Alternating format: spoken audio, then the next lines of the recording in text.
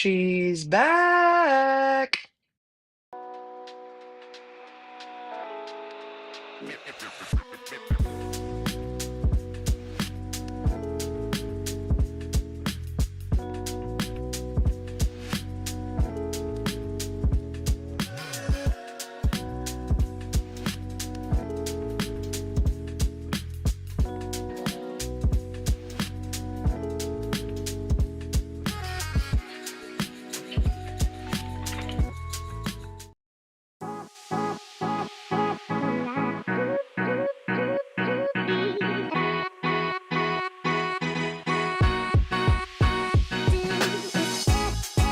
What the heck is up, Merc fam? I am your host, Erika Day. I'm joined by my esteemed co-host, PG1, QB1, on and off the court, in and out of the field, in and out of the studio, Stephen Pringen Garner. Welcome back to the PHNX Mercury podcast.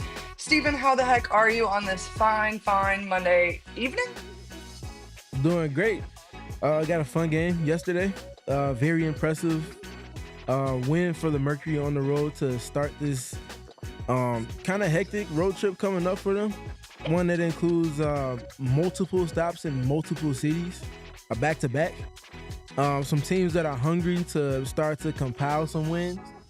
Obviously, one team that was in the finals and ultimately won the entire thing last season. So a lot of opportunity to learn about this Mercury team as they've grown whole or nearly whole, but whole in the sense of the big three for the first time all season long. How about you? How you feeling? Man, I was jazzed yesterday. If you didn't see my tweet about, trying to get all my errands, laundry, groceries gotten before, 3 o'clock yesterday, it was a big day in this house, man. And, I had to go wish my dad a happy Father's Day, happy belated Father's Day to all the dads out there. Yeah. But man, I was just freaking amped to be seeing Kahleah Copper on the floor playing basketball, man. I went to that open practice on Friday. It was awesome. Don't get me wrong. Watching her in practice is just as much of a gift as watching her play basketball. But there's nothing quite like getting that first game back, And so I Yep. was super, super excited to, even if it was limited minutes, I really didn't care what the circumstances were. I was just excited to see our squad back on the court, with the only two returners in Kahleah and Mac being that they didn't play until just this past weekend or week for Mac, there was minimal continuity. Nate was really the only thing that felt similar or familiar about last season. And so, it was, I won't say bad, but it was definitely a little weird for me as someone who was so involved with the team last year, so closely knitted with them. And then, you walk in and it's 11 new faces and, even it just was all new. So seeing Ka back it felt like watching Mercury basketball again, and I was really excited about that.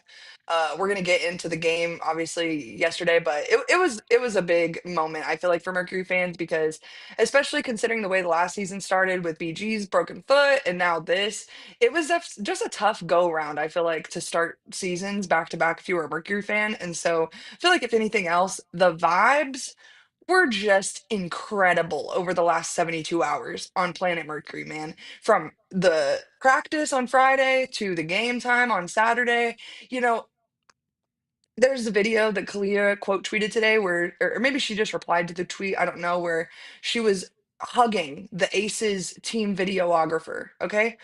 Let me tell you how good the team culture has to be for you to be jumping up and down in pregame about the other team's videographer. Okay. You got no fear.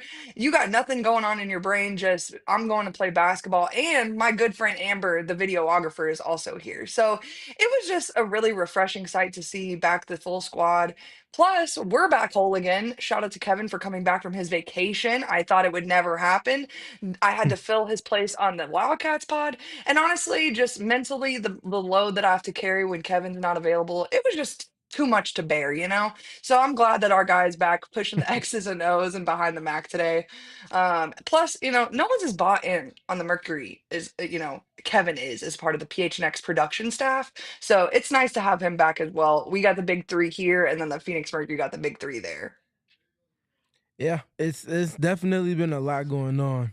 Um, I would say it's fun to see the players having long lasting relationships with other either players or team uh, officials in some capacity. Amber and Kahleah spent multiple years together in Chicago, so that's where that tie comes from in particular. And I think it's pretty cool to see just the kind of behind the scenes relationships, how they kind of just kind of pop up randomly when people change sceneries. I think it's always just kind of cool to see those little things like that. Yeah, for sure. It was just a fun game yesterday, and the Mercury kept it close, but I never my face never wavered. You know, everyone on my TL was getting real anxious and jittery, and I'm like, Are we talking about the same team that's been pulling up in the clutch without Kahleah Copper, and now they got Kahleah Copper, and y'all are worried about this team?" Yeah, Uh, that's the thing right there. I don't know.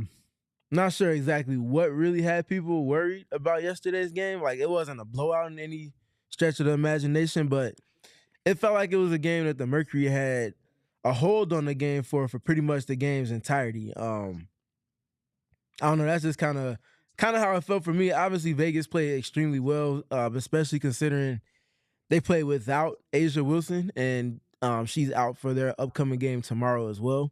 So best wishes to her with the head injury and everything that's going on with that, because those are never easy to kind of tell how long they'll be lasting.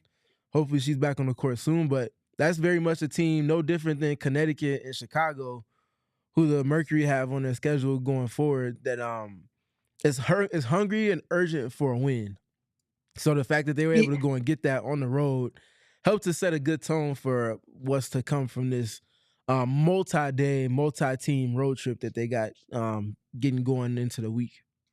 Yeah, and I guess we should just open up talking about the Aces game yesterday because the Mercury did win 76-70. And like you said, the Mercury, I'm pretty sure pretty much led from beginning to end. That first quarter, they ended up tied, but after that, the Mercury seemed to have a hold on the game after that. And they kept the Aces to less than 20-point quarters in every quarter except the first quarter. So we talked about that at length last season about how that's a recipe for winning for this particular Mercury team.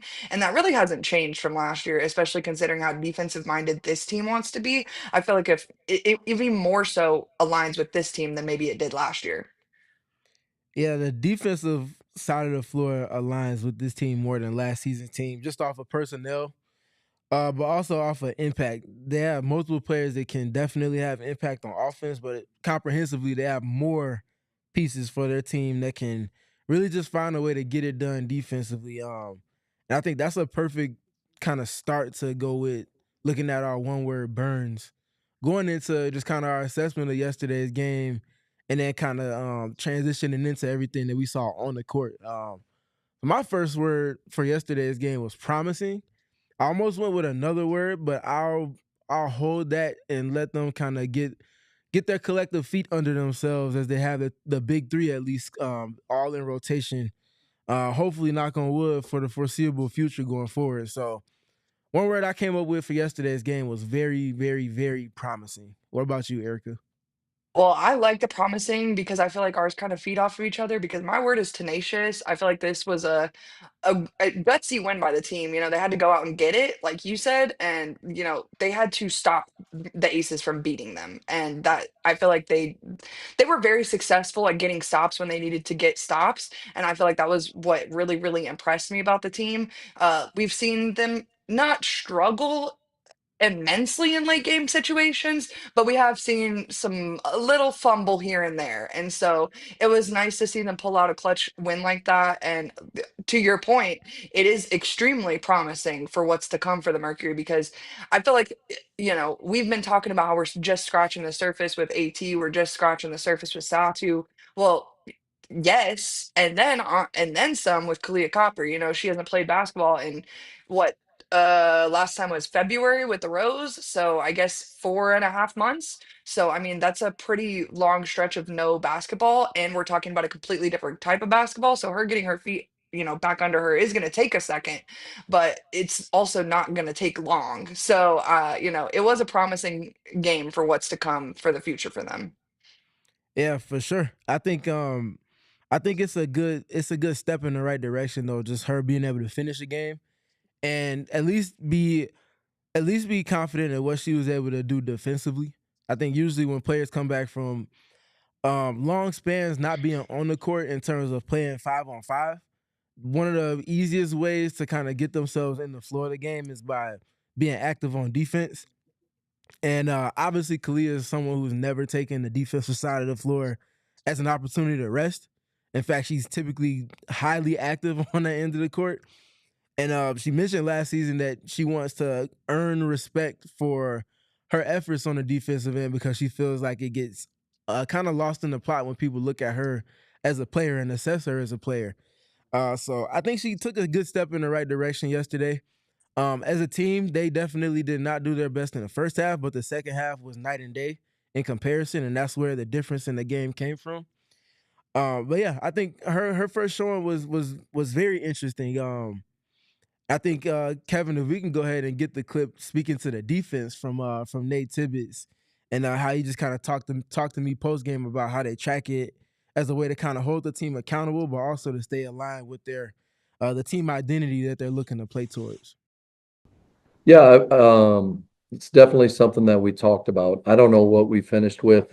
I know at halftime we only had two. That was talked about. That's not enough for, us to win games on the road. You're going to make and miss shots. We didn't shoot it great from three tonight. I thought we had some really good looks. I thought Kat had some great looks, and so did Kit. The two game that they played was really good. And yeah, we needed all at Sammy's 18 points tonight to get that win.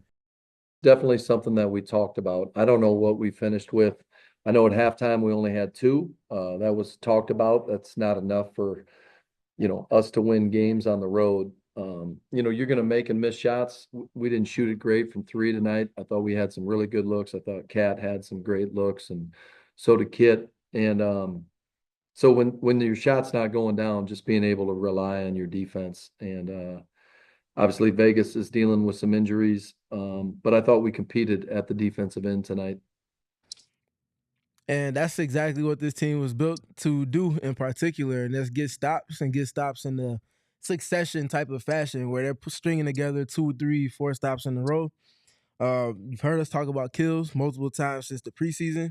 That's something that, as Nate just mentioned, that they track, and that's something that typically tells them what the level that their defense is playing at on a per game basis is. Like he mentioned, they only had 2 in the first half in terms of consecutive stops of 3 or more, and that's not nearly enough for them in terms of the identity that they want to play to and the expectations they have. They want to be the best defensive team in the W, and only having one stretch of 2 where they've gotten 3 or more stops in a row is not in alignment with there. And needless to say, that conversation was had at halftime, and they looked like a completely different team in the second half. Yeah, it was definitely impressive the way they're able to flip the switch, and that goes to show the veteran leadership in the locker room and kind of the culture piece that we've been speaking to since the very beginning of the season. I feel like with this team and just how it's going to be led from the inside out, and I really, really think that that's a winning recipe for a basketball team. Yeah, it definitely is, especially for this team because when they're getting stops, they're leading the transition, and transition leads to all types of offense that can't be defended because it's an advantage. So catch and shoot 3-point opportunities galore, opportunities at the basket for Alyssa or Satou or Kahleah if they're initiating the break, and it leaves a defense where they just really don't have an option but to concede something. Typically, they'll take away the rim. So now it's Sammy Wickham knocking down or taking multiple wide open 3-point opportunities. If it's not Sammy, it's Lexi. If it's not Lexi, it's Kit. And if it's not Kit, it's Cat. And these are all players that by the end of the season, it will be no surprise to anybody if they were shooting north of 38 to 40% from deep, or especially on wide open catch and shoot 3-point opportunities. And that's the shot that they want to create as much as possible, as long as the process is efficient and effective. And if it's coming after a paint touch, which naturally in transition it typically does, that's everything they want with their offense. I feel like in the first half, they were kind of just surviving the game, and in the second half, they were imposing their will on the team. And I feel like that's, how they're going to win games, especially on the road. To Nate's point, they're not always going to shoot the ball super well on the road. That's kind of the name of the game when you're on the road in the WNBA, is you're going to shoot less than you normally would. And so, to his point, they have to do other things to get those kills, and making shots isn't always going to be the thing that gets it done for them. And so, yeah, I think in the second half they definitely turned it around and imposed their will on the Aces, and I feel like that's really important to how they got the victory. Yeah, their will being imposed starts with the defensive end, and that's them being in sync with whatever the defensive game plan is. So for certain matchups in terms of with their defense, certain matchups you want taking certain types of shots from specific areas of the court. And if you can do enough with your defense to where you're either funneling shots to players that you want to take the shots that you're conceding, you're forcing a team to consistently be playing late in the shot clock to where not only do they have to worry about your pressure, but they also have to worry about the actual shot clock and the urgency that comes with just throwing anything up once you get to certain depths of that. Or the other big thing in that is disrupting the rhythm, being able to be active with deflections, with switching, potentially forcing turnovers. All of those little things just adding up in tandem with their late help that we've always talked about so far this season, and also stemming from more than anything their ability to guard the ball past the half court line in particular keeps them in the position to dictate to their opponents. And when they're doing that, and then they can get one deflection or have one active switch, or if it's Mac or Cat that gets up to the level of the screen and it just forces the offense to stagnate even the slightest bit, that's where the best of their defense comes from. And in the second half, they were definitely able to compile more of those type of sequences in particular. Well, and we haven't even really brought her up, but Alyssa Thomas was imperative to this particular win against the Aces. She was doing it Mhm. all for the Mercury. Third consecutive game with 10 plus assists. She's the only player in the WNBA to do so. I think I saw a list where she's fourth in the WNBA right now for total assists on the year, and that's with five less games than most of the others on the list. And so I will wait to ruffle my own tail feathers about that for just a few games because I know it's coming. But Alyssa Thomas is her, and she is the definition of impose your will. And she really gets what she wants. And if she can't, she's going to get her teammate what they want. And I feel like that was really on display in Vegas. Obviously, it's been on display in Phoenix throughout the game she's played, but in Vegas, it was a really impressive performance from her. And the Becky Hammond clip after where she's talking about that she's a matchup nightmare is kind of the thing that we've been hitting, kind of hammering all season. It is.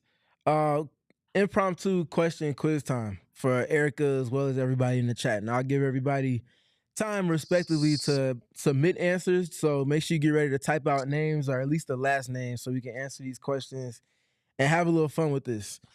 So these last three games, Alyssa Thomas, 24 assists for threes, 11 in her game prior to the injury against the Chicago Sky, 7 against Dallas on Wednesday of last week, and then last night, or yesterday afternoon rather, she had 6 against the Las Vegas Aces. 24 assists for threes over the last 3 games. No one else does that. Question for Erika and everybody else in the chat. Kevin, if you want to chime in, please feel free as well. I'll give y'all about 10 seconds to answer. Each question, I'm probably asking you the 2 or 3. First one, who does Alyssa Thomas have her most general assists to this season? Not specifics to threes or twos. Who does she have her most assists to so far this season? Satou Sabally. Erika says Satou. Kevin, you got an answer?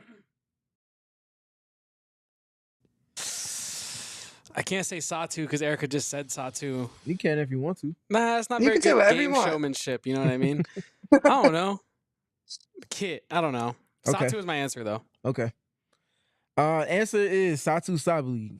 Alyssa has 15 assists to Satou in particular so far this season. 7 for 3 and 8 for 2s. So a nice balanced in terms of volume of assists to Satou in particular. It's been fun to see the synergy that those two have established. Anytime Alyssa gets an elbow touch or a nail touch, just find a way to get your eyes over to Satou immediately, because 9 times out of 10, she's just diving immediately to the front of the basket and posting up. And it's just making it for a high-low scenario whether she gets it directly or it just has gravity and opens up somebody else because of the way it comes about. Very fun to watch, and I think it's something that's going to be an offense kind of in and of itself just because of the two players involved and naturally the shooters that they'll have spaced around when teams send too much attention to Satou there. So keep an eye out for that. Next, from two in particular, who does Alyssa Thomas have her most assists to this season? I'm gonna say Catherine Westbeld. Kevin? I'm gonna say Satou. Okay. By the way, most of the chat was right about Satou for a general assist at 15. Kevin, Chat knows ball, Stephen. We know Chat this. knows ball for sure. Kevin, you are correct with Satou also leading and receiving the most 2-point assists from Alyssa Thomas with 8 this season. Second on that list is Sammy Whitcomb with 4. So that tells you kind of how impactful the high-low game and just generally being able to hit Satou on cuts has been for Alyssa Thomas this season. And last one to round things out, look at that much value 3-point opportunities that Alyssa's assists generate, whether they're makes or not. Her passes typically lead to wide open shots because of the attention that she gets. Who is leading the team in 3-point makes from Alyssa Thomas assists this season? Satou Sabally. Erika's got Satou. Kevin, who you got? For the tiebreaker, Lexi Held. Okay. No. Chat, I'm gonna give y'all about 10 seconds to type a name, and then we'll go ahead and answer this question. This is gonna be a very fun answer. Again, Satou, but also with Alyssa, the gravity that she has at the paint, and the way her paint touches just completely flatten out a defense. It's an offense in and of itself, and the fact that she has the ball as much as she does and can get past her matchup whenever she wants to, it's going to be an embarrassment of riches for wide open catch and shoot opportunities that she generates with this Mercury team. That being said, everybody's got their answers in, and a little drum roll, please. Everybody's wrong. What? Oh, we got one submit at the buzzer from Rob. Rob, my man, you are on it. Monique Akoa Makani is leading this Mercury team and makes 4 threes from Alyssa Thomas. She has 8, and she's only being trailed. Well, there's a trio of 3 at 7 with Satou Sabally, Sammy Whitcomb, who knocked down 4 threes, and I believe all 4 of them came from Alyssa Thomas passes. And yesterday afternoon's win over the Aces. Kit Loxa also has 7 makes from 3 from Alyssa Thomas. And then with 6, we also see Catherine Westbeld. Surprisingly, and it's surprisingly only slightly, but Lexi Held only has 3 makes from Alyssa. But if you understand the context of it, Lexi really got going once Alyssa was on the sideline for that 4 or 5 game stretch. So it kind of makes sense when you look at it from that lens. But yeah, she'll be joining that party of 7 or more makes from Alyssa Thomas assists from deep. Probably in the next 2 or 3 games if I had to put my money on it. Stephen, can we start doing trivia with SPG every show? Maybe once a We can week. make that happen. That can be a podcast segment for sure. I really like that. That was fun. And I don't really like being wrong, but it's okay. I'll do it for the plot. Overall point with today's trivia though, for one, Alyssa Thomas is one of the best distributors of the basketball in the history of all of basketball, not specific to the women's side. She's also one of the best at having a skill that complements her primary skill as well as it does. Primary skill being the ability to get downhill and get a paint touch and get to the rim whenever she wants to, however she wants to. And the complementary fashion of it being both her handle, her court mapping in terms of awareness of where teammates are in respect to what her defense is doing to her.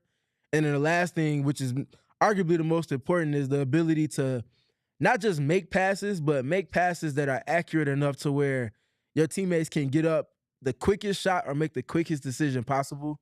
I think that part gets lost in the weeds when we talk about players that get a lot of attention and can pass the ball. It's one thing to be able to pass it.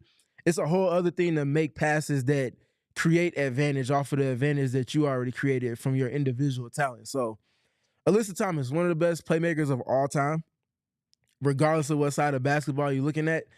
And her impact there in particular has been as loud as anything else across the entire W this season so far.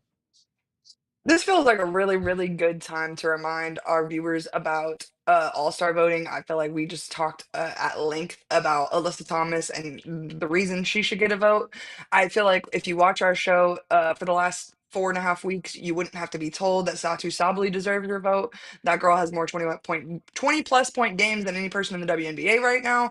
And then on top of it, Kahleah Copper, she doesn't have to prove herself to any of you Mercury fans. I know that you guys already know what's good in regards to Ka, but all three of them better automatically be on your ballot. And then me personally, I did throw on a few extras, such as Kit and Kat. You know what I'm saying? Everybody I could fit, I fit. You know what I mean? You make it work. Yesterday was a double voting day, and there will be more double vote days to come. So be on the lookout because we will let you know. But be sure to vote every day. If it votes one time, or if it counts one time, it's a vote. If it counts two times, it's an extra vote. So we need all the votes we can get. I know last year I feel like the Mercury was kind of robbed of one particular All Star. I'm not going to say the name because we're going to be saying the name on the latter half of this ad break here in a moment. But they were robbed. They were just robbed, and so I don't need any of that happening to this Mercury roster. Okay, I don't want them getting, oh well, this market's too small. I'm not going to be an All Star if I'm here. No, vote for them so that they stay here. Well said. Kevo, I think this is a great time to go ahead and bring up Satou Sabally's graphic that we have for you all on today's episode. And it's going to be comparing her best season to date so far. And I say so far because by the end of this season, it's not going to be her best season. This current season will end up being her best season to date. But comparing this season's start to what she ultimately had in her 2023 season where she was most improved. Satou Sabally already has 7 games with 2 or more three-pointers made this season. Mind you, she's also tallied up 8 or more games, or eight games where she scored at least 20 points in these games this season as well. And in comparison to her 2023 season, 16 games with 2 or more threes, she's already over halfway there for that. And as far as the 20-point games, she had 16 of those in 2023. She's literally halfway to that point already as well. So for a team that's played, 12 games so far already? And it's 12 of a 44-game season. Her being on trajectories that she's on already with that, and naturally the efficiency going to go up in a almost immediate type of fashion because Kahleah's back. All those things are going to kind of add up to her being an all-star, to Erika's point.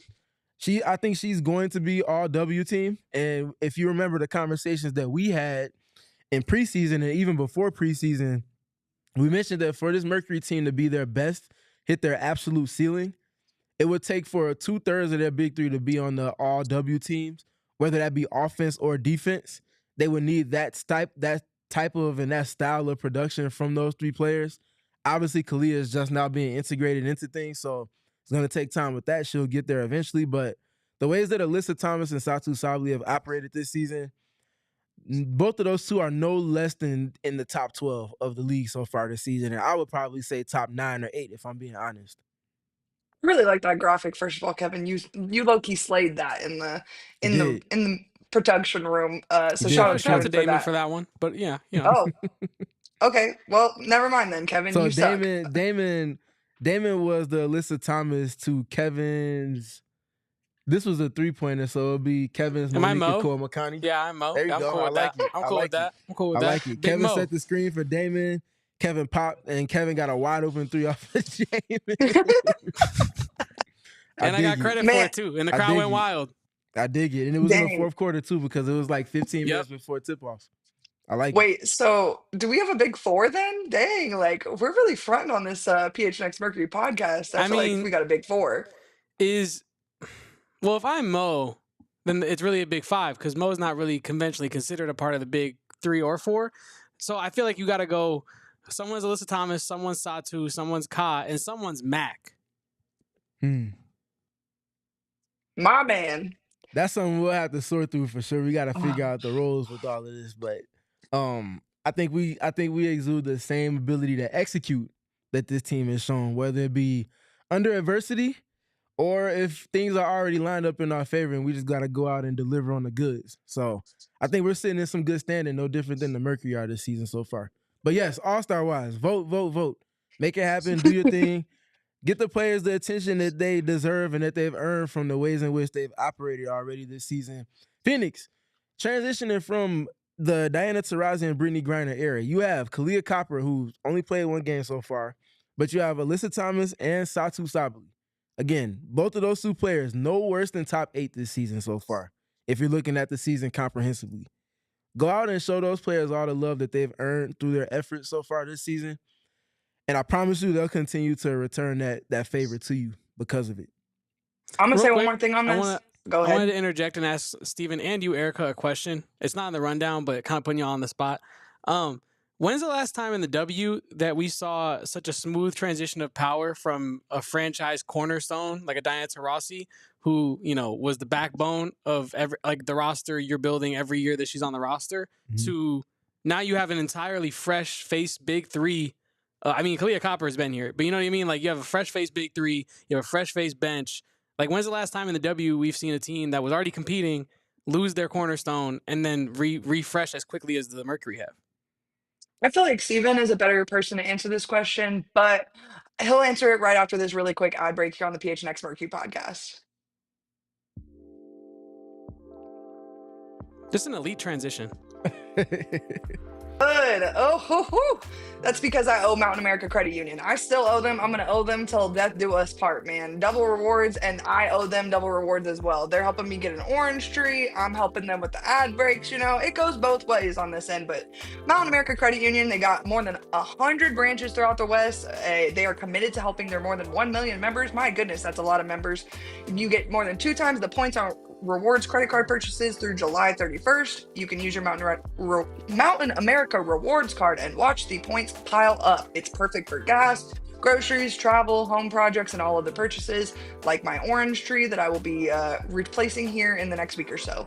This promotion is an easy way to stretch your dollars since you earn twice as many rewards. Redeem your double points for rewards like travel rebates, gift cards, and even event tickets. This is a limited time only offer, so you have to take advantage of it while you still can.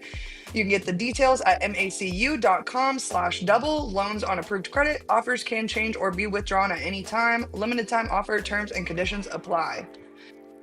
Man, our good friends over at Circle K, they're actually going to see a little less of me this week. And I'm not going to lie, I'm a little grateful for that. I'm like, dang, my gas tank needs a break. But even if it didn't, Circle K would still be taking care of me. They are awesome. They have the best rewards program, I feel like, in any other gas program. You get 25 cents off a gallon for your first 5 fill-ups, 3 cents a gallon every fill-up after that. And then you can work your way up to what I hear we're calling the ESPO Club, where you get 5 cents off a gallon on every gallon after that. It's a pretty exclusive club. I've been in it for a while. I know Steven's a part of it. Kevin, I know, just got in it in like March, which is way too late, man. So be sure to join now. All you have to do is download the app, put in your phone number and email address, and you join the Inner Circle Rewards program. You can join the Inner Circle for free by downloading the Circle K app today. Terms and conditions do apply at participating location. Visit circlek.com for details. Man, that was a smooth transition. But again, I do fear that Steven, my goodness, is the guy for this question. I feel like he's a little bit more of a better historian maybe than I am. So I'm ready to watch him pull his cat out of bag here. So the first team that came to mind for me was Minnesota. I had to go and double check it just because their track record of success goes way back to when I was in high school. So I had to go and make sure I have my memory correct on it all. 4 championships won between 2011 and 2017. Just pause there and just think about winning 4 championships in that span of years. That's insane to do in any league, but in a professional league, in the best women's basketball league in the entire world, to do that in a W is insane. They transitioned from the Lindsay Whalens, Simone Augustus, the Maya Moores, Sylvia Fowles-led rendition, to only missing the playoffs, and as I'm double checking it here real quick, they've only missed the playoffs one time in this stretch. From the last time they missed the playoffs was 2010. So from the year they won their first championship in 2011, they've only missed the playoffs one time. And I say that again intentionally because 2022, I believe 2022, and Erika, you can correct me if I'm wrong here, 2022 might have been the year where Fee was out because she was carrying baby. Yes, I believe you're correct. So for context, the only reason why they missed the playoffs that season was because they did not have the facilities of Nafisa Collier. Because you go from Simone Augustus, Maya Moore, Sylvia Fowles, and you transition from that group to the Nafisa Collier-led rendition. That's the only team that can compare in terms of that comes to mind for me in recent memory. And by recent, I mean that goes from 2011 when they won their first championship to up to now. Yeah, I mean, I don't even think the transition of power to Diana Taurasi could have been this seamless. So I think, it's been really exciting, I think, if you're a Mercury fan, because I feel like the general consensus of people I talk to frequently were that they were really anxious about watching DT walk away from the franchise. And for good reason. When you have a cornerstone like that for 20 years, it is understandable to be a little scared that, it's gonna change. And I feel like when you have Diana running things for your locker room, there's a certain ceiling that your team is always going to have, and it doesn't really matter the pieces around her. You expect to go to the playoffs, you expect to win in the playoffs, you expect to win in the regular season, and Mm-hmm. especially at home. And so, Mercury fans have been treated really well for that throughout the last 20 seasons. But I feel like, the Mercury front office have done a really, really stellar job in planning for this transition that I feel like they on the surface level anyways weren't 100% sure that was going to happen. So I feel like, when you have questions about if a cornerstone is going to leave your franchise, and you're able to have ifs in place for if that does happen, and so things don't blow up, especially in the type of offseason that the WNBA was having, it's very impressive that they were able to line up the free agents and the draft everything the way they did. It was very impressive. Draft pick list, we've talked about that at length. The getting the rookies they've got, it's just all the pieces that they were able to go get have made it look almost like it was easy for them to transition away from DT. And obviously that probably wasn't the case, but it definitely on a surface level has been very, very exciting, when I feel like a lot of fans had reason to not necessarily be excited 8 months ago, we'll say. And Lindsay brings up the point that I was about to get to, and that's the Mercury front office. No different than the Minnesota Lynx and their front office. Obviously, a lot of that being spearheaded by the one and only Cheryl Reeve. With the Mercury, obviously Nick Uren being involved with everything now over the last 2 seasons. The transition of power, I don't think could have gone any better, because in one breath, before they can kind of even integrate themselves into the WNBA, they immediately go and find a successor to franchise cornerstone Diana Taurasi. She gets to spend the season with Diana and Kahleah, and then ultimately now has the power turned over completely to her, with not just Diana not being around anymore because she retired, also Brittany Griner deciding to go elsewhere, feeling like it was just a need for a change of scenery. No leaving on bad terms or anything, but just feeling like she wanted to take her talents elsewhere and kind of test the waters in a new situation. Everything was good there, and to completely transition from that era, find a successor to the franchise face, and then also facilitate a roster that not only complements your franchise face, but also complements directly the head coach that you have with your franchise as well.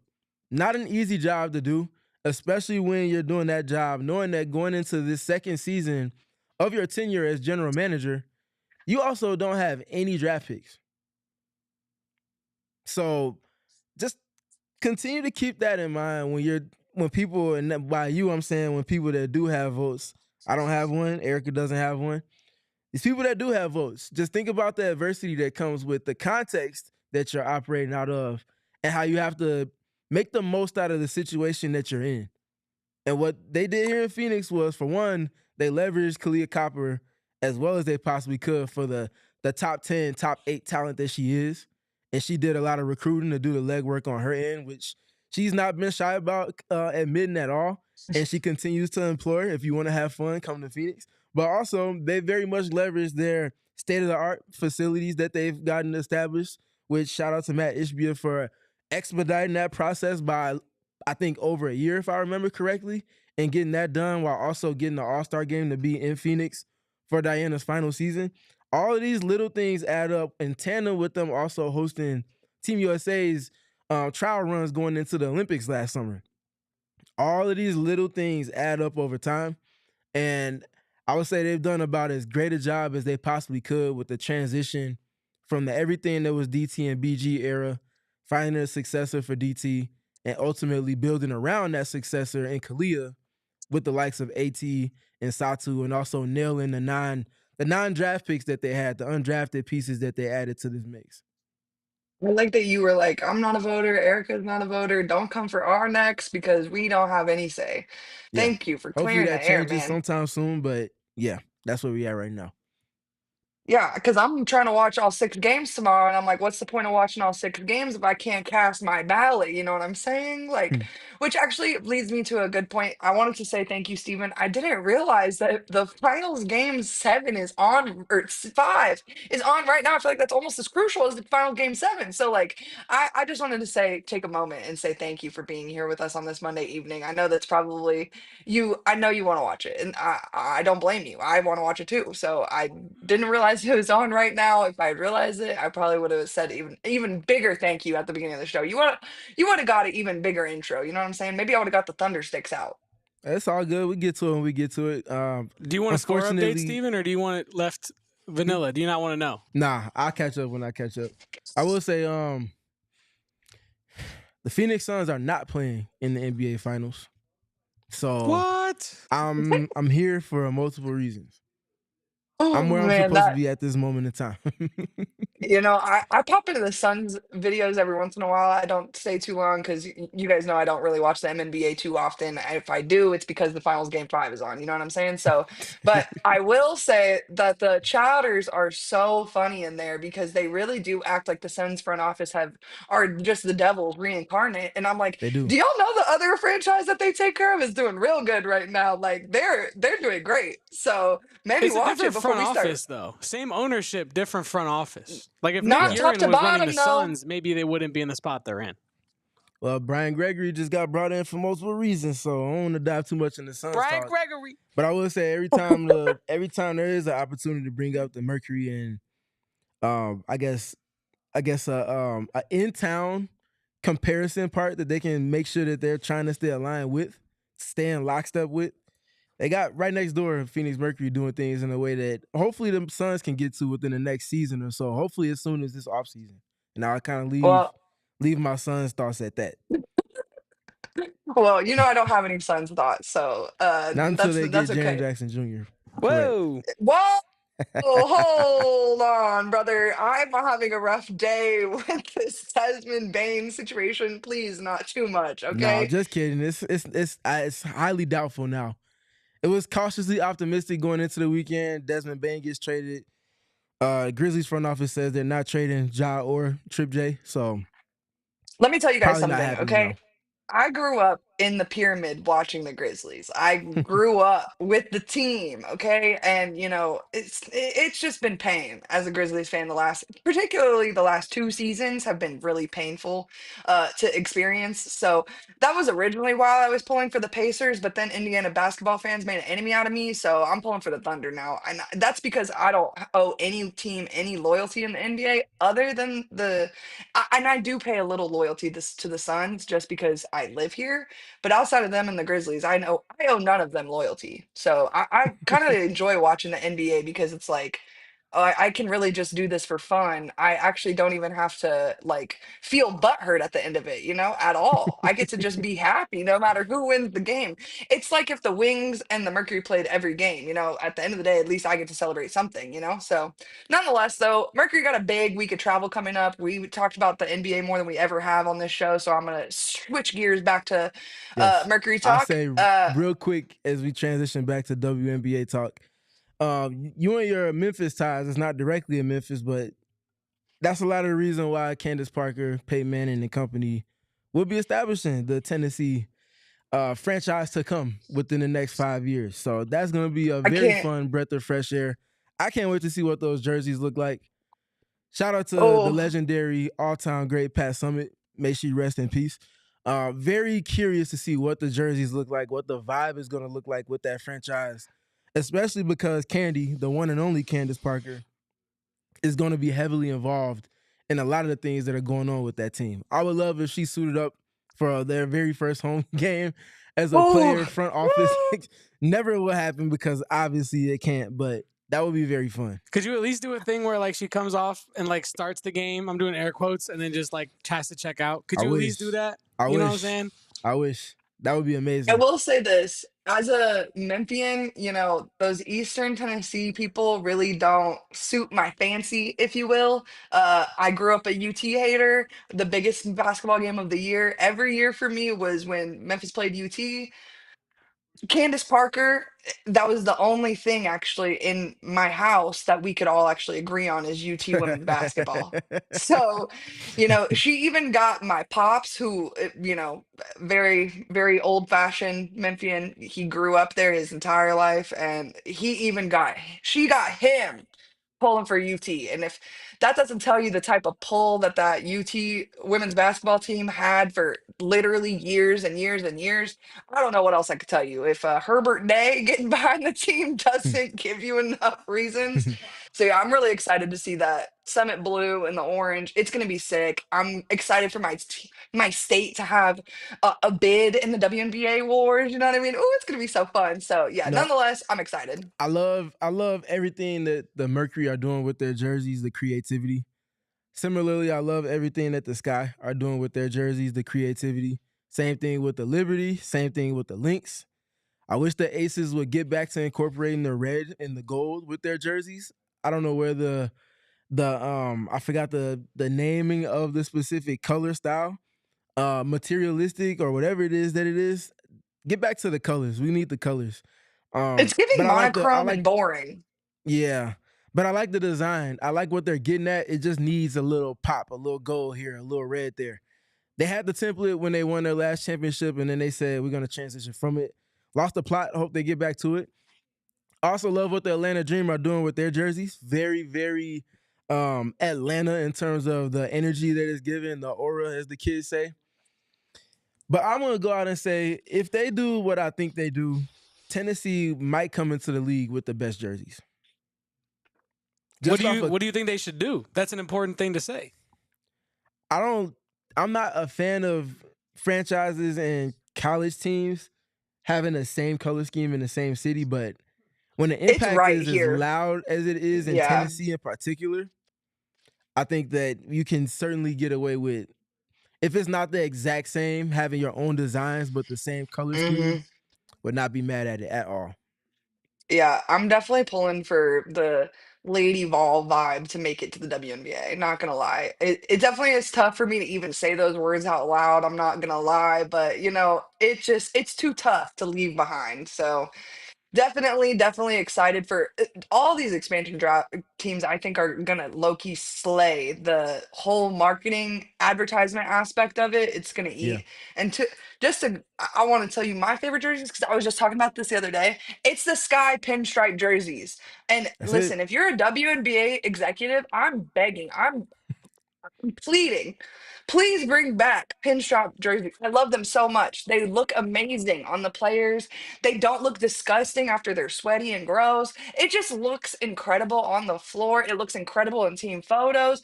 Please, I am begging, bring back the pinstripes. They're too Yeah. good to leave behind. Okay.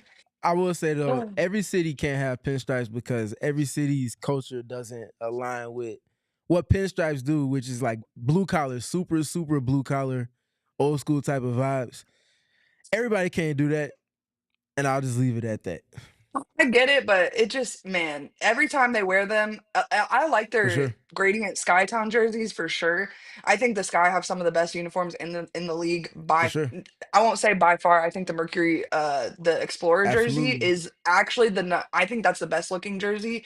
And I don't think that purple and orange are all that complimentary of each other, but somehow they make it work and it looks so dang good. But that Skytown jerseys fly, but every time I see the pinstripes, I'm just like, dang, why can't that be my team? But I see your point. I do see your point. But I feel like a New York team could have pinstripes. It could be fly, Absolutely. is all I'm saying. You know what I'm saying? For sure.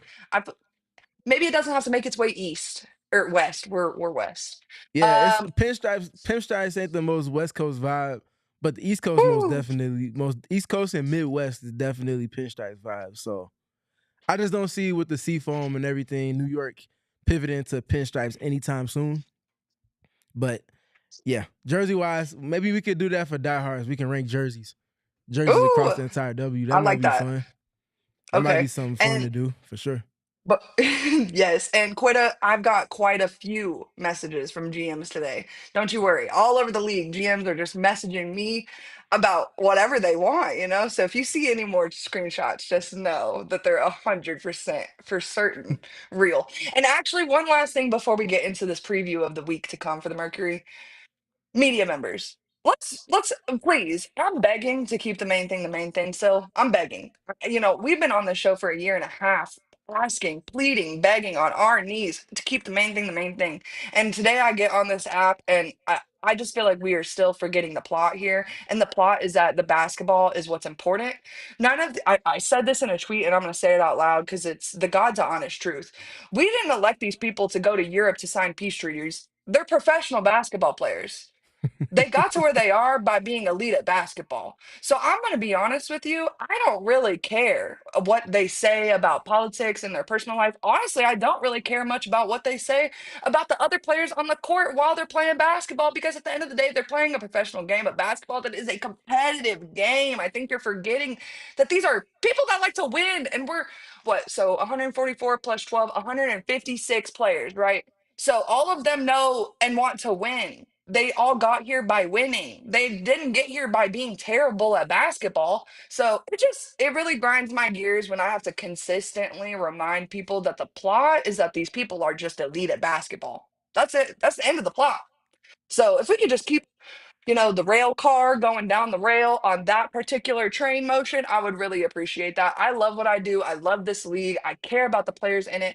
I feel like Steven and I both really do this. And I hate to sound like we're bachelor contestant members here, but we really do it for the right reasons, you know? And so it really grinds my gears to watch people come into this particular space and infest it with things that it doesn't need to be infested with. So I just wanted to say that real quick. I don't want to spend too much time on it. I said what I had to say already. So without further ado, Connecticut and New York, man. I'm excited for this road trip. I know that it kind of stinks that in the particular fashion that it has to happen for the Mercury. I kind of wish it was flipped and that the Mercury had to play New York first, but it is what it is. We already know Kathy Engelbert, whatever reason, just thinks the Phoenix Mercury are God reincarnated. So she thinks they can do anything and everything. I believe in their ability to walk into New York and take that game, even with the night before in Connecticut, or maybe it's 2 nights before in Connecticut. Is that correct? Yeah, because they One play night before, Wednesday. because it's a back to Okay. back.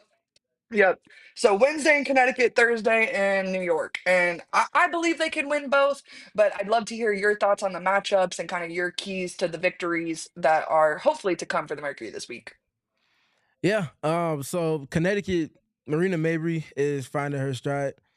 That is a team that is, like I said, to open the show, them going up against some teams that are urgent for wins. Connecticut is 2-8 right now. They're a team that's thirsty to get another win and to kind of try to right the tides of where their season is headed right now.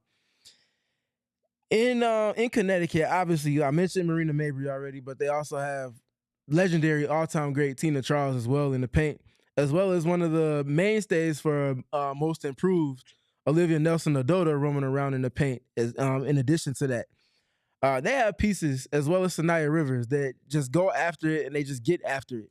And this is a game where if you are not coming out and you're not sharp with your game plan, you're not sharp with your identity as a team, and you're not playing to that, they're a team that can make that game a whole lot more arduous than it may need to be. Now, you obviously don't want to overlook your opponent, which I'm sure the Mercury will not be, especially with them having a few days off prior to this game taking place. But you just want to make sure you get off to a solid start. You set a good tone for that game.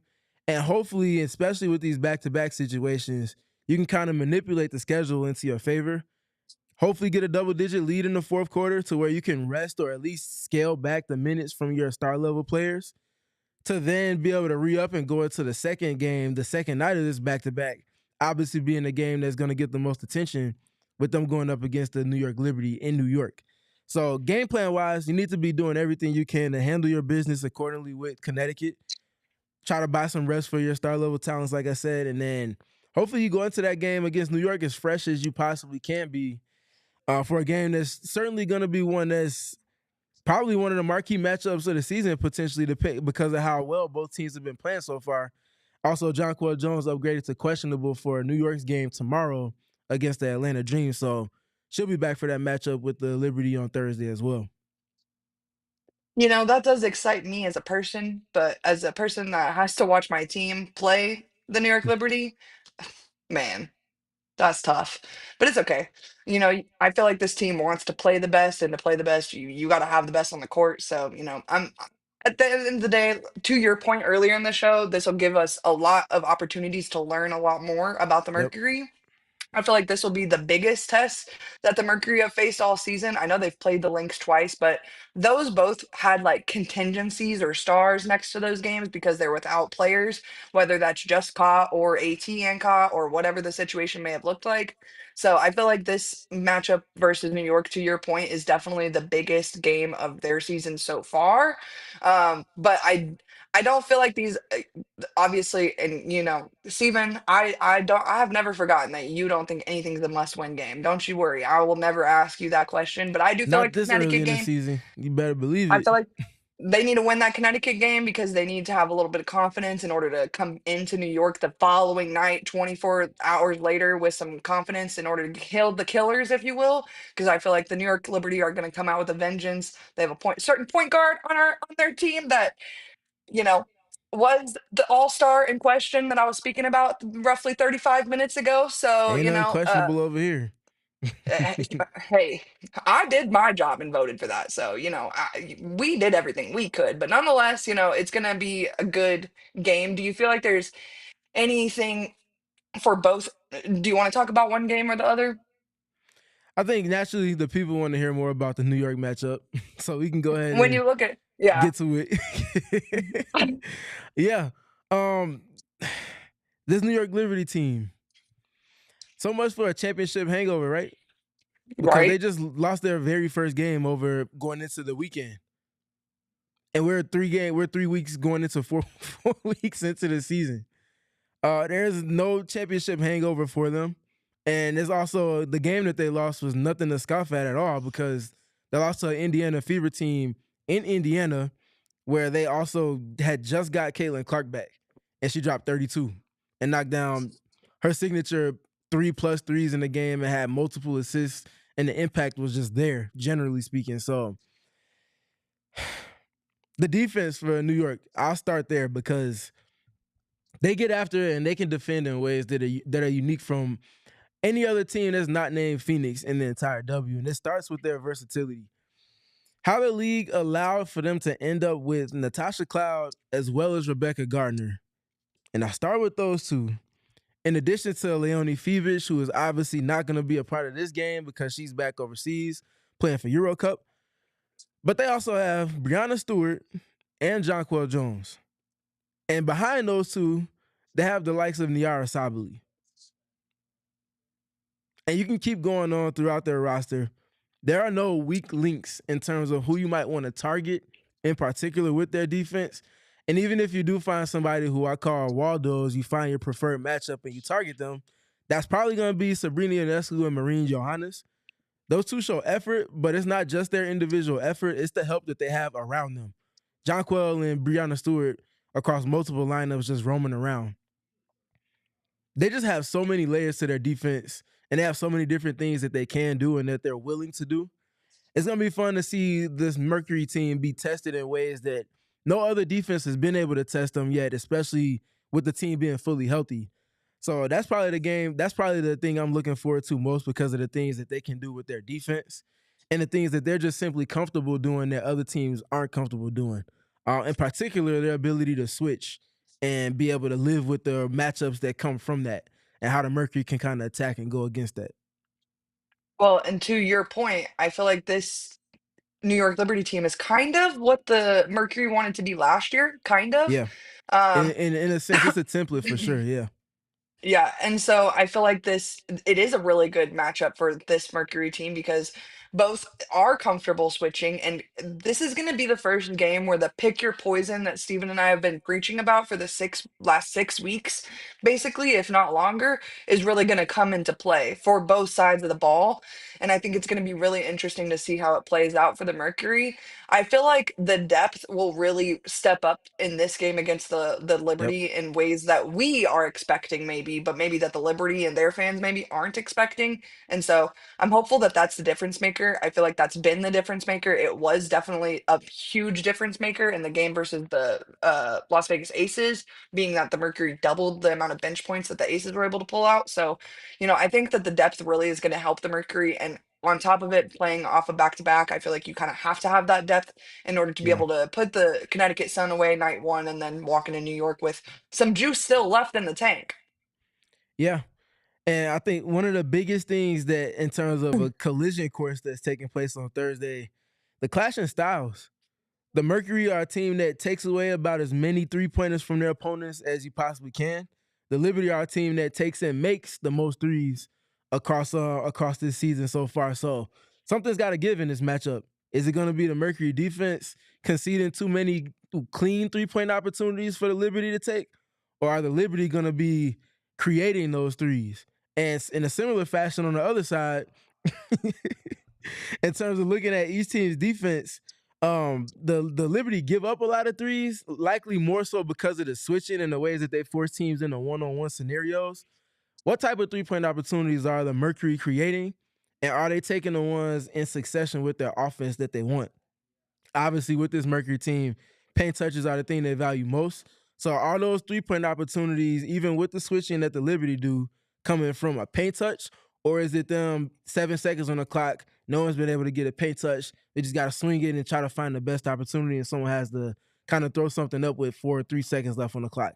If they can do a whole lot more of the former than the latter, and just generally spend more time in transition because they're able to force more turnovers, the Liberty team is only third. They're third in the league in terms of total turnovers per game. So they don't give it up much. You're going to have to force them off script. And can you sustain that across multiple possessions, those kills that we talk about? It's going to be a very fun back and forth. In addition to that, I think the Mercury offense is going to be tested because of the Liberty defense. But I also think that the Mercury defense is going to be tested because of the ways that their offense can operate. Just all types of versatility. They can throw any one of 4 or 5 players in the post and just play off of that type of action, splits and things like that. Pick and roll, they have multiple combinations of that in a traditional sense or the inverted fashion like the Liberty like to do, with Alyssa handling or Satou handling and their guard screening for them in pick and roll. The Liberty can do that in ways that only the Mercury can replicate in terms of volume and finding efficiency off of that. Shooters everywhere as well. It's just going to be a very fun matchup. One that I would not be surprised to see late in the playoffs, if not the ultimate matchup that decides who the champion of the season is. That's way ahead of us, but I think that in terms of the top 3 teams in the league, we will be seeing 2 of those 3 teams going up against each other on Thursday in New York. And it's a national TV game as well. Well, not national, but it's on a network that I'm not going to mention because we don't do free ads. Woo! Does it have 3 letters? No, but they also deliver. I'll leave it at that.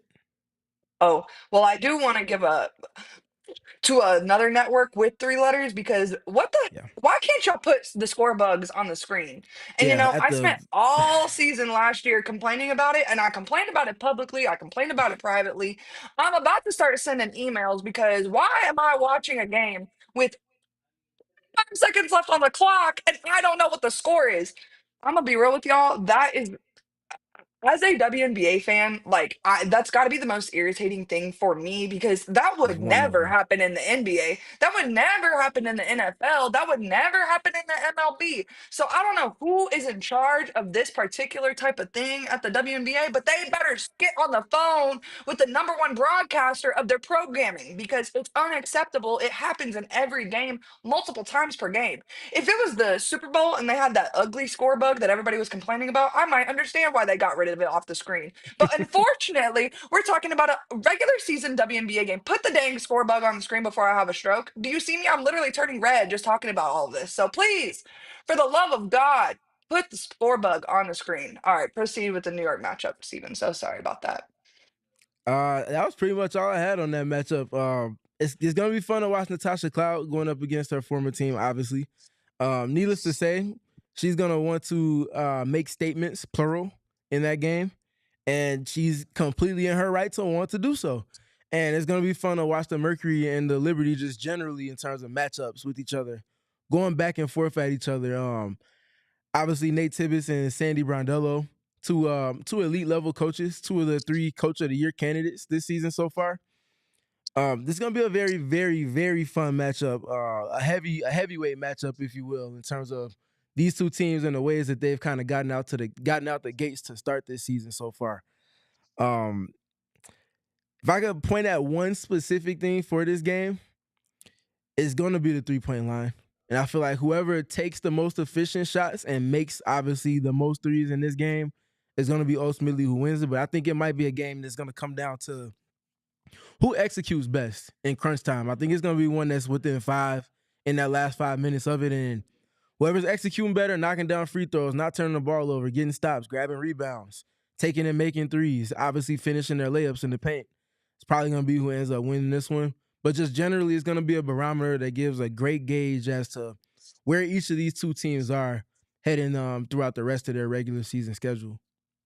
And Correct the me fun if I'm part about wrong. that also, we see them again within a week following Thursday's game back here in Correct me PHX if I'm Arena. So Thank goodness, because I'm already missing the Phoenix Mercury playing basketball. Like, can we be back already? Dang.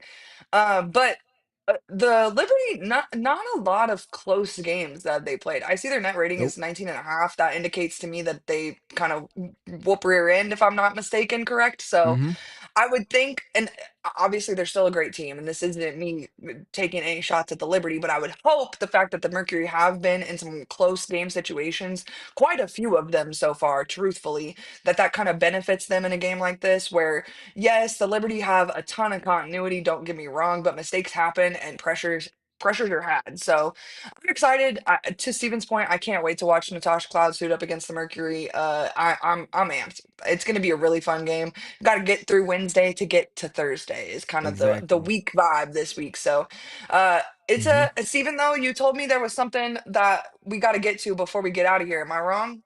Yes, we got a couple of somethings to get to, probably about maybe 7 to 8 more minutes, so y'all bear with us on it. But we had an opportunity to talk with Sammy Wickham as well as Satou Sabally post game yesterday. So we're gonna kind of let them flesh out their thoughts, and then we're gonna bounce back and give y'all thoughts of our own. Yeah, and for me, I think it's just really not being satisfied with the first option. We're just so good, and 24 seconds are a lot of time for us. So just finding the best option possible throughout the offense, and that means also, passing up one shot sometimes and just getting other people the ball. Yeah, I mean, we want the ball in AT's hands a lot, particularly coming up the floor. But even in that high post, like you said, the gravity she pulls with because she's so dynamic getting into the keyway, and she just makes the right read, the right pass. She finds the open person every time, and it's really nice to play with such a willing passer. So yeah, I think the more we can get her the ball, particularly in transition, because she can get downhill, it just makes it really tough on the defense. So Sammy Wickham yesterday, we'll start with Sammy's answer and my question to her, and then we'll go to Satou's. Sammy in particular knocked down 4 threes yesterday. All 4 of those 3-point opportunities came from Alyssa Thomas. 2 came in transition where she's just filling a lane as Alyssa's bringing the ball up the court in the middle third, and Sammy fills a lane on the sideline. And because of the gravity of Alyssa, like we talked about earlier, she's able to just walk in a wide open catch and shoot 3-point opportunities. That's why you want to play in transition. That's why they play the style of defense that's as active as it is and dictative as it is because of that. And she also knocked down 2 threes, one of which 2 threes in the half court, one of which coming where she spaced one pass away from Alyssa. She pitches it to her, respaces, and because of the gravity Alyssa has, especially from the elbow and the mid post, because she's one pass away, the defense takes 2 steps away from Sammy and towards Alyssa to shrink the floor. Sammy being one pass away, you can't get away with that, and she has the quickest catch and shoot from catch to release in terms of timing of it, the quickest release in the history of the league. Knocks down a 3 off of that in the first half, and then in the second half, she gets one where she screens for Alyssa in that inverted pick and roll fashion, and then she pops. And when she pops, Alyssa takes 2 to the ball with her. Sammy's matchup stays attached to Alyssa. So Sammy gets a wide open catch and shoot 3-point opportunity from the top of the key in the fourth quarter. And it's these little moments like that where if you're getting that in tandem with players like Kit Loxa, in tandem with players like Monica Komakani, in tandem with players like Kat Westbeld, and being able to, as well as Lexi Hell, being able to just knock down these threes off of the attention that Alyssa gets, defense just simply can't be right. You have to double team Alyssa because of the attention that she has to get. Otherwise, she's just scoring all the time and getting to the free throw line. So you err on the side of 3-point shooters, and all of those 3-point shooters having the capability of knocking down 4 or more from deep in any given game. That's what this Mercury offense is made off of. So quick thoughts from you on Sammy's performance from last night, as well as Alyssa's kind of part that she naturally plays in Sammy having the performance that she did. To me, it kind of felt like Sammy's coming out party as a Phoenix Mercury, and Yeah. especially going up against Jewel Lloyd. It kind of felt poetic to me personally, and I feel like it's been the game that we were kind of waiting on from Sammy because we know what a threat she can be from the 3-point line in particular. And so when you have to pay respect to that as a team, it becomes really difficult to guard the Phoenix Mercury. Really, really get difficult. And so in a game like this upcoming one versus the Liberty, like if Sammy's hitting her shots, the job of Alyssa Thomas just got that much easier. And so you know, I hate to say it, but these shooters are really the bench is really the kind of oil that makes the machine run, right? And so I think that this team has a lot of different recipes for success through a lot of different people, and Sammy being the one that was that for them yesterday wasn't surprising to me. I felt like it was only a matter of time till we got that game from Sammy, and as those games continue to come, I feel like her confidence in the system and of that she's playing in right now just grows, and then we see more and more and more of that from her. And I think it takes a lot of pressure off of the stars in this team to know that they've got Sammy Whitcomb, who, to your point, has the fastest freaking 3-point shot of all time in the WNBA. And so, again, it just becomes that much easier for everyone surrounding Sammy. So I'm glad that she finally got that game. Like I said, I feel like it's something we've kind of just been waiting on. We knew it would happen eventually, but now that it has, it's kind of, it feels like the key to sustainable success for the Mercury. And to your point, it's not a surprise that when we talk about going into the weekend's games, order being restored, and how that's going to properly put the role players in the positions that the roster was built for them to play to those specific skills. Sammy has a whole lot less of a creation load on her plate in terms of usage because the team is healthy and the team is whole. All of the big three are available, and they're able to slot her back into her natural position that the roster was built for. Looking at that in particular, every game up until Sunday's game against the Las Vegas Aces, Sammy Whitcomb had to start. In her first game coming off the bench, which is the role that this roster was built for her to play into, she has a career high, or she ties a season high rather, in 3-point attempts with 8. She makes her season high with 4 of those coming from deep, and she also scores her most points with 18. I don't think that's a surprise in any capacity. You get the team back to where you desire for it to be in terms of the roles of everybody and order being restored in that fashion. You put Sammy Whitcomb in positions where she's simply just taking catch and shoot 3-point opportunities that are semi-open, if not wide open, because of the attention her teammates get or the ball movement that comes from the attention that her teammates get. That's the position she's been an all-time great at and in her entire career. And that's where her sustained impact is going to come from. She can do other things outside of just shooting, but her shooting in particular, I think, is going to see that uptick that we really haven't seen this season so far in terms of impact on efficiency and volume because of the team being healthy now. Well, and I don't want to take away from what Satou and AT have been able to do with Sammy on the court at all, but I feel like the dream duo for me is the screening between Sammy and Ka, and watching Sammy pull up it from the midi this weekend. I was like, dang, Yeah. you are gonna be a mean 2-man game with Kahleah Copper come September. I really believe that. So, I see the vision with this team, and Sammy Whitcomb is such a huge integral part of it. You know, they have like four mini Sammys surrounding the team on the bench right now, but Sammy is like the leader of the pack, I feel like, in a way. And so I love that she's starting to play as well as she is, so that, the rest of them can also shine as well. And I'm super grateful that we have the bench that we have, because, it was such a big question that a lot of people had, but it's been kind of impressive to watch Sammy do what she's been able to do in terms of facilitation when Ka wasn't here and when AT wasn't here. And so now with Ka here, I just give it like 2 weeks and I'm seeing the screens, the drives. It's gonna be nasty work. It's People are gonna be really scared to come to Phoenix, and I'm really, really excited for that. So yeah, Sammy was impressive yesterday versus Vegas. And what you're speaking to speaks to the pressure point that I'm getting ready to get to as we transition to the Satou point. But real quick, Lexi with Sammy off the bench.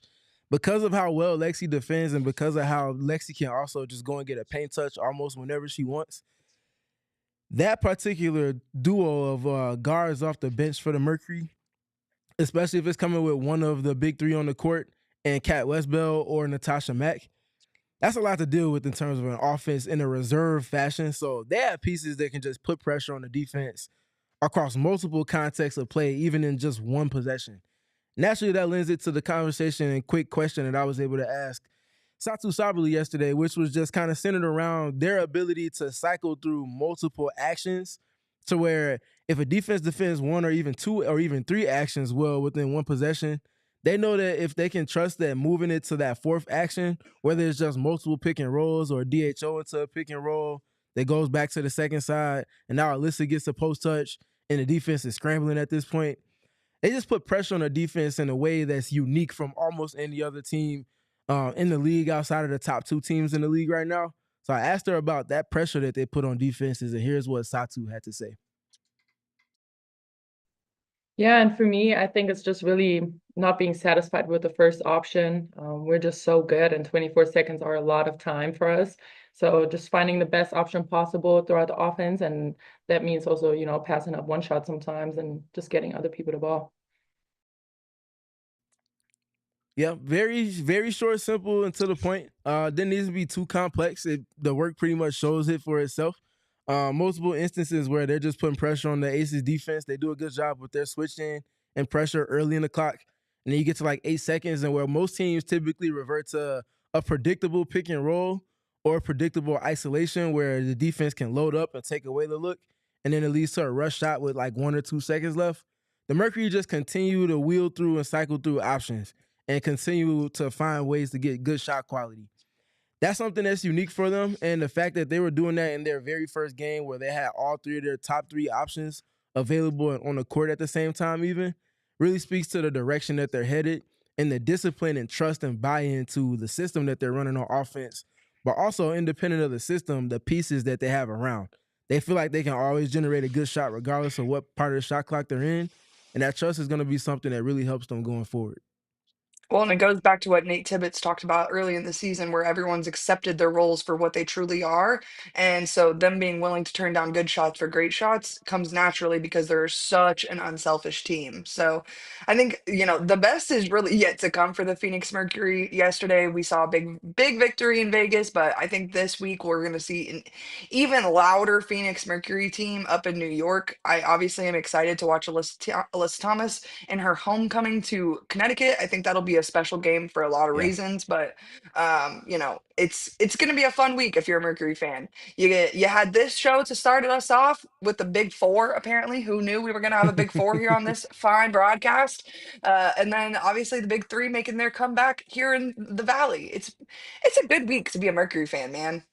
It is. And speaking to the big week continuing, I asked Nate Tibbetts in pregame about the usage of Kahleah Copper to come and how he felt she would potentially unlock some new usage for Alyssa Thomas, a player that can excel in multiple contexts of play. Here's what Nate had to say to me in pregame about that in particular. Yeah, I mean, I think you're going to see Kahleah and AT getting into a bunch of DHOs. Kai has such force turning the corner with those DHOs. I know they're both excited to get into some of those situations. We have not posted AT maybe as much as I anticipated. I think it's just something that maybe we'll evolve into.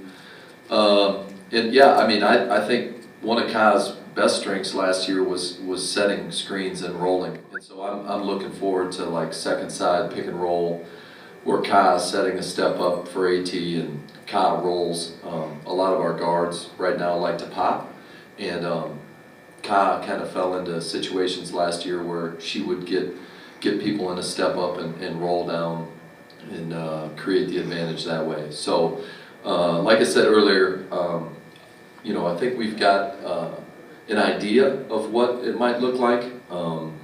We've got minutes restrictions to deal with and stuff like that, but I know Kai's just super excited. I've talked about it. Her preparation for the year was fantastic. Her leadership has been unbelievable, and then to have this injury right before the start of the season was really tough on her because she was so excited and worked so hard to help get AT and Satou to commit to this. But her work, I think, she's talked about how she's not a big fan of the weight room, and I think it goes to her credit.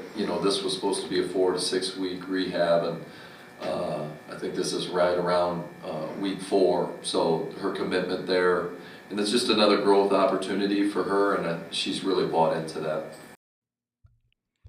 Yeah, so a whole lot said there from Nate. But to the front part of what he was speaking to, which was Alyssa and Kahleah working organically in a 2-player action in an empty corner. We saw them go to it in the second half. They didn't really get to it in the first half, but in the second half, we saw them get to it 3 separate times. That led to scoring opportunities. The first one leading to Kahleah's first field goal make from the field. Scoring opportunity wise, she sets a screen and then ultimately flows into the dribble handoff with Alyssa. They get into like a little rescreen, and then the middy's wide open for Kahleah because of the cadence at which the action is happening. Second time we see them get to it, it's Alyssa setting the screen and then getting into a pop. And then she plays to the second side where it's only Kahleah. And because Kahleah is trying to be kept from getting into the dribble handoff, the back door is wide open because of the spacing on the backside. And Kahleah is able to get a layup in that scenario. And that second scenario works so well that they come back to it in the after timeout scenario in the fourth quarter to really kind of create a little bit more scoreboard separation and get a score out of a timeout scenario. They get into it again. Alyssa dribbles directly at Kahleah, who's in the corner on the second side. And again, because of the top side help that's trying to keep her from using that dribble handoff, the back door is wide open. The spacing on the backside of that is sensational, keeps the help away from the paint. And Kahleah is able to get up yet another layup because of that. And it's those opportunities to create those kind of less strenuous. She doesn't have to exert too much energy to score. To get as many easy baskets for Kahleah as you possibly can is naturally going to put her in a position to where once this team has their chemistry flowing and they get into late game situations, if a team is able to take away the dribble handoff scenario that we're speaking to in the empty corner, if Kahleah has to go in isolation, she's not going to be having heavy legs or even be tired in any capacity because maybe half of her points have come from between the free throw line and layups, where she's not having to do too much off the bounce. To where now in the fourth quarter, if she is doing that, she has as much energy as she can possibly exert in that specific style of play. Really good for their offense, and I think that's naturally also going to lead to her having some post-up opportunities as well as teams get more comfortable switching things and then they work late in the clock. So a whole dynamic of offense, overarching point that they haven't quite gotten into yet, that we're starting to see them put the kind of pieces together to have that type of impact that Nate was speaking to. It feels like they're kind of just ready to put the key in the hole to really unlock the Yeah. true positionless basketball that we've been talking about for the last like 6 to 8 weeks. And so I feel like the wheels are turning in the coaching staff's head. They know what they need to do to be able to execute with this roster. And so far they've been able to do it with the bench pieces, and now it's just up to them to be able to do it with pieces they were planning to do it with in the first place. So I'm really excited for what's to come for the Mercury. Anything else before we get out of here, Stephen? They're hitting a nice little stride right now. Obviously on a 2-game win streak. I think win streaks start when you win 3 or 4 in a row. So quick predictions from you. What do you think they do over these next 2 games before the next time we podcast on Friday at 11 a.m.? I predict a 4-game win streak on Friday at 11 a.m. I feel like I'm going to be in that. I hope we're in Studio K, and I hope I'm banging those thunder sticks at 11 a.m. is what I hope I'm doing. Okay. I'm gonna side with you on this one. I think they're gonna go and handle business. I think each of these wins that they're getting to over the last 2 games is a build up. It feels like they're building up as well as getting back healthy. We haven't mentioned it yet, but I'll go ahead and mention now. Kalani Brown is not with the team Oh, as of man. yesterday because of illness. She missed the last couple of games, last couple of games as well as last few practices because of the illness. So she's not with the team at this very moment, but she is expected to join them while they're on this road trip. So that's the one last piece that we're speaking to in terms of them not being completely whole. But I do think that they get Kalani back probably for that game against the New York Liberty, and obviously for the game to come on Saturday against the Chicago Sky. I think they're going to end up going and winning these next 2 games as well. Winning the front end of the back-to-back against Connecticut. Again, it's not a must win and it's not a gotta have it, but it's a game that they need to handle their business with. So I call them handle your business games. That's very much that on the front end. And then they go and parlay those efforts as they build up into the game against New York. And they go and handle their business in the Big Apple as well. So I think they go into Friday's podcast on a 4-game win streak. Dang, okay. And we got to get out of here with this Rob comment. Mac hitting a 3 is the final positionless boss. That is, Rob, I need you to know that the minute that happens, I will be tweeting that from the PHNX_Mercury account. So thank you guys for supplying that free comment in today's comment box, because that genuinely made me laugh out loud. Erika, before we do get out of here, can I pose a fun question to you and Stephen and the chat as well? W related, but maybe not Mercury related. Yes, sir. As we know, I'm abandoning the pod yet again to go on vacation next week. That's crazy. If I'm going to Atlanta, right? And there's a fun W team that plays in Atlanta, and now they have 2 home games against 2 elite teams, and I would like to try to make it to 1. Can you help me decide which game to go to? Both. Okay. Totally did not read the multiple choice, but that is okay. Friday, I didn't care. Friday, June 27th, the Dream play the Lynx, who are 10-1, and then Sunday, June 29th, they play the Liberty, who are 9-1. Who should I want to go see?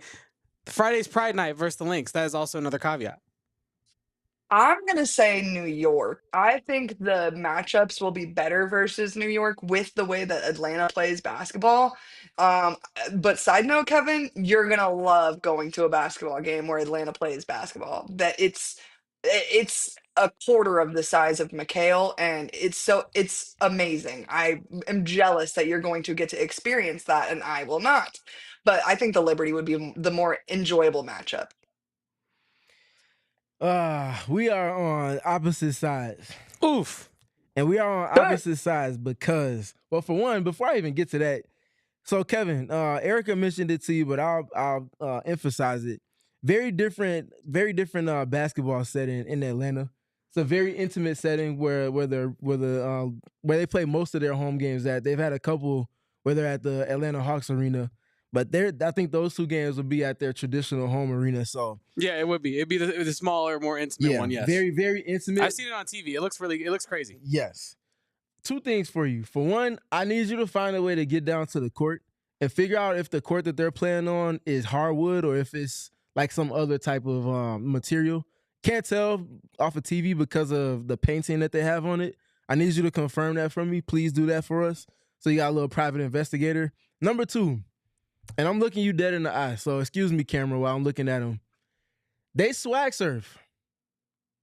I need you involved, and I need it recorded so that you can report back to us on the Mercury pod going into whenever you do return from your vacation. Can you check those boxes off for me? Yes. Investigate the court, and Please. if the swag surf is happening, record it and participate. Yes. Okay. Heard. Yes. Understood. For sure. We will get right on to that. Okay, so back to the basketball part of it. I'm gonna say go to the game against the Minnesota Lynx because they have MVP Nafisa Collier, and she is on the absolute mission. And I think that because she's on the mission that she is on, it's gonna make for must-see basketball. In addition to that, though, very good matchup in both of those games. You can't go wrong with either of those 2. I think Minnesota has been slightly better so far this season, especially considering they had to deal with multiple players missing games so far that are at the top of their roster. I want to see you go to that game. Now, which one you ultimately choose, it might just be a coin flip. Maybe we could do the coin flip now on the live broadcast. It'll probably end up being a scheduling thing, like whatever we actually have time for within the trip. Because I also want to go to a soccer game. I want to do this. It's also a family thing for my girlfriend. So we're gonna see what I can actually fit into this trip. I'm trying to do as much as possible. For sure. But I did want a little bit of a lean as to which one to go to. So I like that y'all both gave me different perspectives. David in the chat says go see both, but if you only see one, go see New York. So I got all types of answers and perspectives to reflect and think on, and I have 2 assignments to go on as well. I think maybe you split it down to who's your favorite player from both teams, and you take that as an opportunity to go see your favorite player on the road. Actually, I don't know this for certain off the top of my head, but I'm pretty sure that the Liberty have more Pac-12 ties than the Lynx. And me personally, True. that's a selling point. I think. Because I'm thinking Jalen Sherrod, Sabrina Ionescu, Nair Sabally, all off the top of my head, immediately Pac-12 girlies. So, and then there's definitely a few more that I'm just not thinking of. So, yeah, me personally, Liberty, but The I'm W's in a biased great to the place Pac. to where I can be like, damn, do I want to see Sabrina Ionescu on the road? Or do I want to see Nafisa Kahleah and the Lynx? The W's in a great place. It's in a great place. And you're gonna see Big Al, man. You've heard us talk about Big Al more than probably our own Mercury players, man. Top 5 in the MVP race right now is Big Al. Bark, bark, bark. Y'all really thought you were gonna get out of the pod without me barking. Bark for Big Al, though. Nah, they bark. begging. They were asking to see if you did, if they missed it earlier, and I just let it slide to see if it was going to come up. I just want you guys to know. That's my Xbox duo coming in here to say bark, bark, bark, and then just leaving. That's not very polite of him. Like, you should stay a while, learn some things, you know? How can we overlook the fact that I'd also get to see BG? Correct. Right. Before either of us at that, which is borderline criminal. Yep. Dave in the chat also brings up Kennedy Burke as well as Rebecca Gardner having UCLA ties. So that's another Pac-12 relation that you get into. So, yeah. Plenty of Pac-12 representatives with the New York Liberty. Well, nonetheless, if you've been watching this long, this is probably our longest pod in PHNX Mercury podcast history. We got some riders, some diehards, so they've been locked in. Yeah, for real, as they should be. Duh, this is the best Mercury pod, maybe the best WNBA podcast in all the land. So, it's not really a tough, race though. The only competition is ourselves with the LLS and CHGO. So, it kind of works out good where, you get some from each pod and now we're the best, Nonetheless, though, you got to follow us over on Twitter at PHNX_Mercury. You also got to follow me at Erika Lee Day. I get a lot of messages from GMs, so you don't want to be left out of my GM messaging, and then you also obviously got to follow Stephen PG3 over on Twitter, where he's going to give you all the very intellectual basketball knowledge that you need to be able to watch this show with productive ears. So be sure to tap in with all 3 of those accounts, plus obviously Kevo posts on Twitter as well, because he does put out some bangers sometimes. I can't lie. I don't want to ruffle his tail feathers too hard because guy will get a big ego, but they're pretty funny most of the time. So anyways, thank you for sticking around with us till the end. Be sure to give us a thumbs up if you haven't done so already. Become a diehard, all those good things, and we will see you guys on Friday at 11 a.m. for a big 4-0 show. We all silly like the mayor.